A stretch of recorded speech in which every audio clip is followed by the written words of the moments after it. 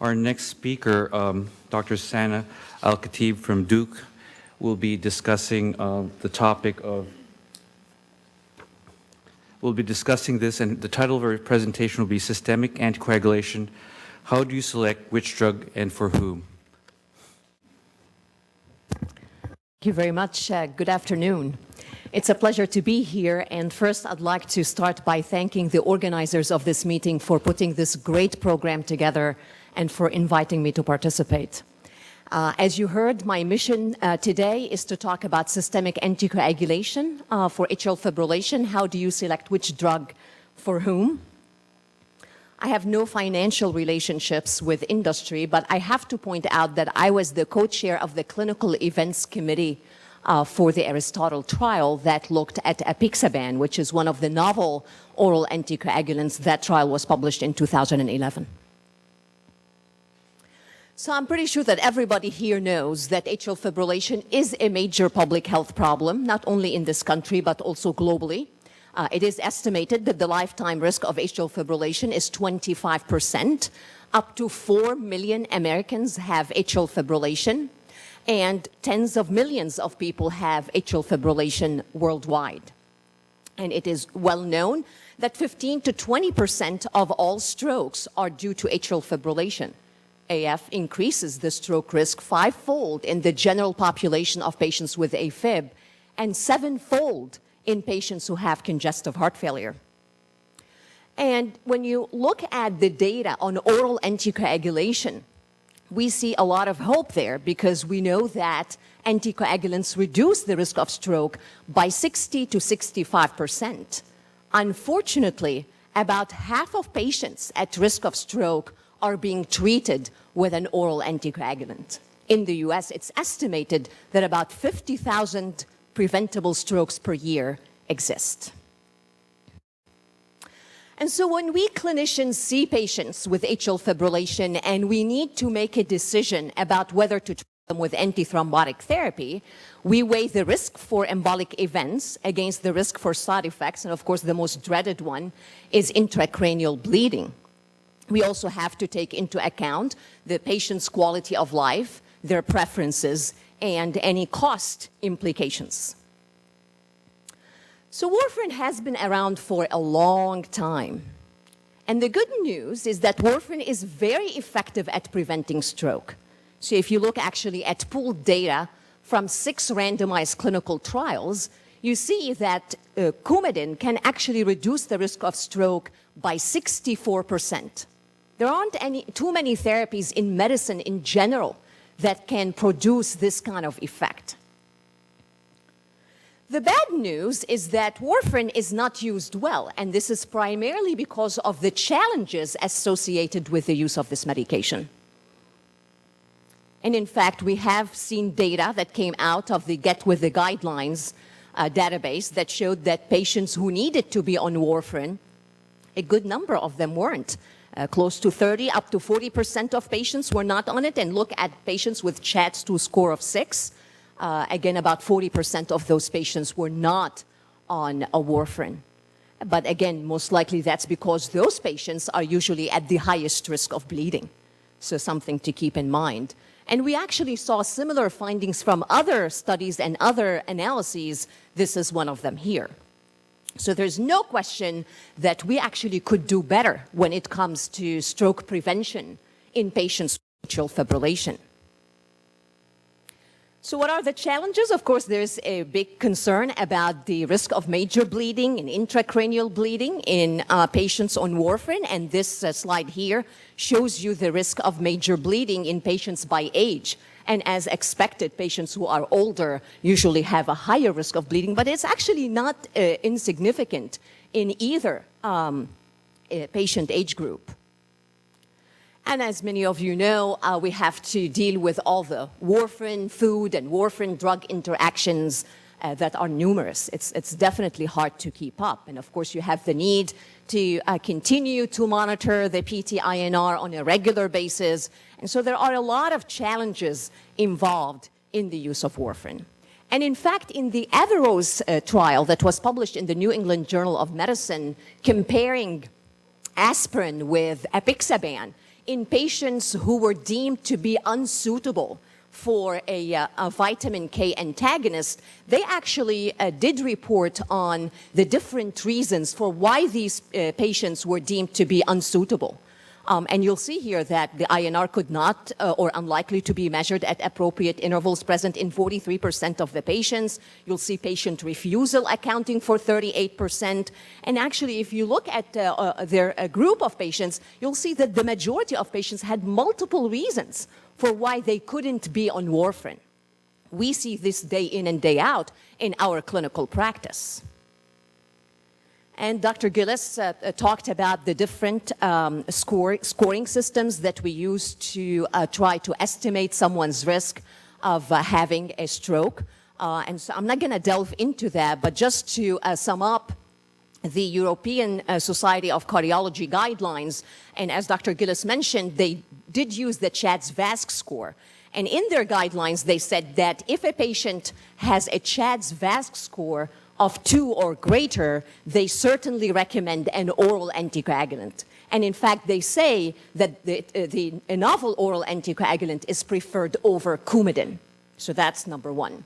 Now, if the patient has a CHADS-VASc score of 1, they say you could either use an oral anticoagulant or aspirin, but again, the preferred strategy here is a novel oral anticoagulant over aspirin.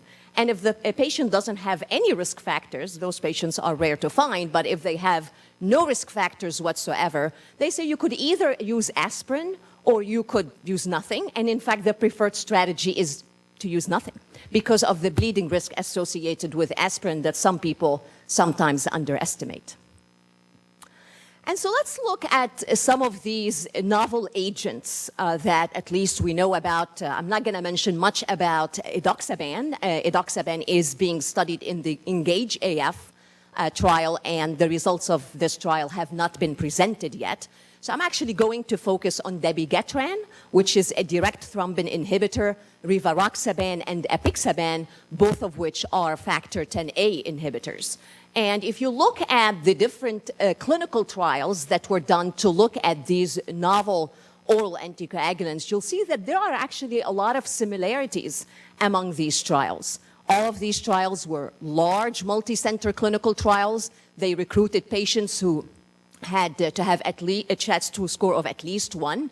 And they were, of course, randomized in rivaroxaban, apixaban. In those trials, the treatment assignment was blinded. The primary endpoint, which was a composite of stroke or systemic embolism, was identical across all of these trials, and the primary analysis was a non-inferiority analysis. So what did we learn from these trials? RELY is the trial that looked at dabigatran that showed that if you look at the lower dose of dabigatran, which is not actually available to use, because you may know that when the FDA approved dabigatran to be used in clinical practice, they approved the 150 twice a day, which is what was studied in RELY, and also approved half that dose, 75 milligrams twice a day, a dose that was not included in this randomized clinical trial. The 110 twice a day was not approved. But suffice it to say that the data showed that the lower dose was of equivalent efficacy to warfarin, but was associated with a lower risk of bleeding than warfarin. But if you look at the higher dose of dabigatran, that clearly associated with more reduction in the endpoint of stroke or systemic embolism compared with warfarin. Both doses were associated with a significant reduction in hemorrhagic stroke, and the risk of major bleeding other than the hemorrhagic stroke was comparable between the higher dose of dabigatran and Coumadin. In the ROCKET-AF study, when they looked at the intention to treat analysis, they found no significant difference between Coumadin and rivaroxaban, looking at the primary endpoint. And when they looked at the different safety outcomes that they collected data on, again, they did not find a significant difference between the two. Averroes was the study that I mentioned previously, comparing aspirin with apixaban in patients who were deemed not to be good candidates for Coumadin, and showed a significant reduction in the primary endpoint of stroke or systemic embolism with apixaban compared with aspirin. And when they looked at the risk of bleeding, interestingly, the risk was pretty comparable between the two medications. And then the Aristotle trial was the one that looked at apixaban versus Coumadin and looked at the primary endpoint of stroke or systemic embolism in patients who could take Coumadin. And the primary endpoint was significantly lower in patients who were randomized to apixaban compared with warfarin. And when we looked at secondary endpoints, including all-cause death, we found a significant reduction in that as well with apixaban, as well as in major bleeding. So all the different endpoints that we looked at in Aristotle, we clearly showed that apixaban was better than warfarin. And so when people see all these results about these different medications, they have the urge to start comparing these medications. However, I have to caution you that these comparisons are quite often misleading. Because if you look at the different trials, those were, they looked at different drugs, they had different trial designs, they recruited, the patient populations were similar, but there were significant differences. And so really the best method to compare drugs is through head-to-head randomized comparisons in large populations. That's the best way to do it. So what many people have resorted to is to try to look at indirect comparisons between these medications, looking at their effect within their own trial. And so that's what I'm going to show over the next few slides here. So in looking at stroke or systemic embolism, we see that clearly the different medications are associated with a reduced risk of stroke or systemic embolism. And we see that apixaban and the higher dose of dabigatran, clearly the difference there between the medication and Coumadin was statistically significant. For the other two, the 95% confidence interval crossed the unity line, but at least we know that they're not inferior to warfarin. And when you look at major bleeding, again, you see that apixaban was associated with a significantly lower risk of bleeding. Also, dabigatran, using the lower dose, was associated with a lower risk of major bleeding compared with Coumadin. The other two were comparable to Coumadin. GI bleeding, we see here higher risk of that in patients taking the higher dose of dabigatran.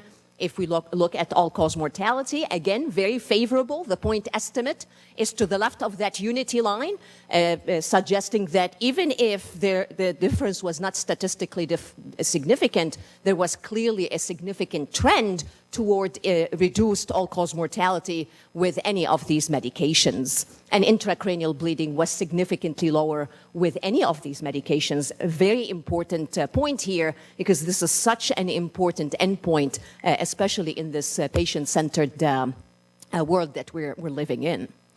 And so if you look at these different data that I showed, you'll see that if you look at the higher dose of dabigatran, the number of benefits compared to warfarin are 3. Because as we said, non-inferiority with regard to the primary endpoint, but a significantly lower risk of hemorrhagic stroke. Even with the higher dose of dabigatran, we saw that with all of these 4 different medications. Reduction in ischemic stroke was definitely seen with the higher dose of dabigatran, lower risk of major bleeding with the lower dose of dabigatran and apixaban, and so on and so forth. I would point out this increased risk of GI bleeding with rivaroxaban and the higher dose of dabigatran, and the increased risk of myocardial infarction that was noticed in RELY in association with both doses of dabigatran. So many people have now said, well, based on all these data, then does this mean that we're not going to keep any patient on warfarin? And actually, I don't think that that's the case, because I think there are patients who will continue on warfarin. For example, patients who have another indication for warfarin, a mechanical valve or some other indication, those patients definitely need to stay on warfarin. People who cannot afford the new medications because they are not cheap. Of course, patients with severely impaired renal function, we don't have really enough data on these medications in those patients, and at least I know dabigatran, which is mostly renally cleared, is not going to be possible to use in these patients. So which new agent for which patient was the question that I was asked to answer. If you're looking for the largest relative risk reduction in the risk of ischemic stroke, then the higher dose of dabigatran should be your choice. If you are looking at the medication that is least renally cleared, you have to avoid dabigatran. If a patient has a preference for a medication that they can take once a day, certainly rivaroxaban is your best bet. All the other medications are dosed twice a day. Well-established dosing for high-risk patients with modest renal insufficiency. Again, rivaroxaban there, least expensive is warfarin. But if you're looking at a medication that has clear data on reduction in stroke, mortality, major bleeding, apixaban is the winner there. And so I'm going to skip this one here just to very quickly summarize. I think if you have a patient who has significant renal dysfunction, but their creatinine clearance is above 30, I would certainly feel comfortable using a lower dose of apixaban, the lower dose of rivaroxaban, which is 15 milligrams once a day. Once you get into a creatinine clearance range of less than 30, I don't think we really have data on any of these medications. I would certainly avoid dabigatran in patients with significant renal dysfunction. So how to choose? If you, again, look at high risk of bleeding, patients who have a Haas blood score of at least 3, the recommendation is to use the lower dose of dabigatran, which is not available, or use apixaban. If the patient had a history of GI bleeding, or at high risk for GI bleeding, apixaban has definitely favorable results. If the patient is at a very high risk of ischemic stroke and they are at a low bleeding risk, the higher dose of dabigatran would be a good choice. People who had a previous stroke, so these are patients that you are treating for secondary prevention, we have more data on rivaroxaban and apixaban than dabigatran. If you have a patient who just had an ACS, they have CAD, the data there are certainly more compelling for rivaroxaban. If a patient has renal impairment, definitely avoid dabigatran, and I would again use either apixaban or rivaroxaban. If patients have GERD, any GI upset, as you know, dabigatran should not be used in those patients, so you could certainly choose either apixaban or rivaroxaban. And again, if the patient prefers to take a once-a-day medication, rivaroxaban is your only choice. What are the limitations of these novel agents? We don't have an antidote. We have no standard measurement of effect. So it's really almost impossible to assess if the patient has been taking their medication regularly. There are various other limitations related to tolerability, dependence on renal function, GI bleeding. And I think we still don't have a lot of compelling data to take patients who have been on Coumadin doing great with good INR control, taking them off Coumadin and switching them to one of the novel agents if they don't have any other reason for us to do so. So what are our current gaps in knowledge? We don't know much about whether it's safe to use triple therapy. I'm sure you have come across those patients who need to be on aspirin, Plavix, and then you might need to add an anticoagulant to that. We don't have data on those patients. We really need more data in the setting of cardioversions and AFib ablation.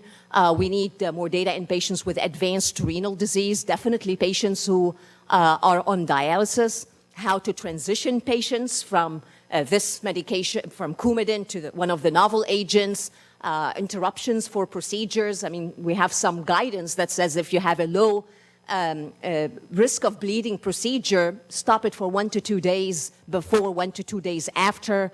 And if you are looking at a procedure that's associated with a high risk of bleeding, at least the package inserts say 2 to 3 days before, 2 to 3 days after. But again, we don't have robust data supporting these recommendations.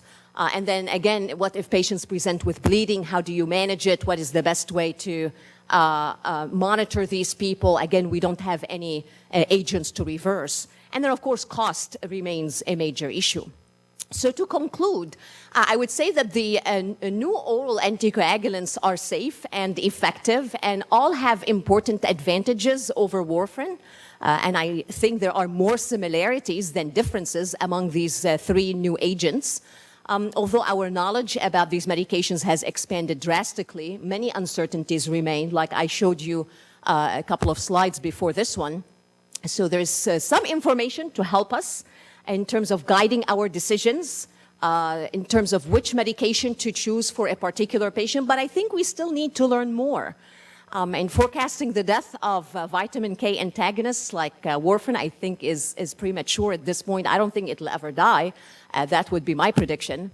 How to apply therapies, even when shown to provide benefit in trials and practice, continue to be a major challenge in terms of how do you disseminate, how do you ensure that physicians prescribe these. But really the biggest thing here is that there's a golden opportunity for us as healthcare providers to use some oral anticoagulant in all eligible patients and keep each patient on an agent. So I truly think that we have made major strides in this area that will benefit our patients today and for many years to come. Thank you very much.